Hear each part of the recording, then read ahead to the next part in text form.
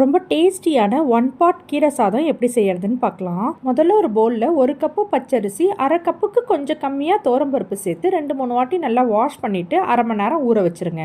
அடுத்து குக்கரில் 3 ஸ்பூன் நல்லெண்ணெய் சேர்த்து நல்லா சூடானதும் கொஞ்சமாக கடுகு சீரகம் தாளிச்சுக்கலாம். இது கூட பொடியாக சாப் பண்ணி வச்சிருக்க ஒரு பெரிய வெங்காயம், 2 பச்சை மிளகா, 4 பல்லு பூண்டு சேர்த்து நல்லா வதக்கிக்கோங்க.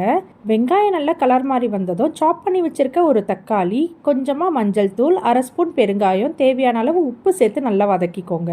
தக்காளி நல்லா வதங்கி வந்ததும் க்ளீன் பண்ணி பொடியாக கட் பண்ணி வச்சிருக்க 2 கைப்பிடி அளவு சிறுகீரை சேர்த்து ஒரு 2 நிமிஷம் நல்லா வதக்குனீங்கன்னா கீரை நல்லா வெந்துடும். அடுத்து காரத்துக்கு ஏற்ற மாதிரி சாம்பார் பொடி சேர்த்து நல்லா கலந்து விட்டுக்கோங்க. இப்போ இது கூட தண்ணி சேர்த்துக்கலாம். 1 கப்பு அரிசிக்கு 4 கப்பு தண்ணி, அரை கப்பு புளி தண்ணி சேர்த்து நல்லா கொதி வரும்போது ஊற வச்சிருக்க அரிசி பருப்பு சேர்த்து நல்லா கலந்து விட்டு குக்கரை மூடி மீடியம் ஃப்ளேமில் வச்சு 3 விசில் 5 நிமிஷம் சிம்மில் வச்சு ஃப்ளேமை சுவிட்ச் ஆஃப் பண்ணிடுங்க. குக்கர் கம்ப்ளீட்டாக ப்ரெஷர் ரிலீஸ் ஆனதும் ஓப்பன் பண்ணிவிட்டு 1 ஸ்பூன் நெய், பொடியாக கட் பண்ணி வச்சிருக்க கொத்தமல்லி சேர்த்து நல்லா கலந்து விட்டு சர்வ் பண்ணிக்கோங்க. ரொம்ப டேஸ்டியான 1 பாட் கீரை சாதம் சூப்பராக ரெடி ஆயிடுச்சு. சிறுகீரைக்கு பதிலாக நீங்கள் அரைக்கீரை, முருங்கைக்கீரைன்னு எது வேணாலும் யூஸ் பண்ணலாம். கண்டிப்பாக ட்ரை பண்ணி பாருங்கள். நாளைக்கு வேற ஒரு ரெசிபியோட பார்க்கலாம்.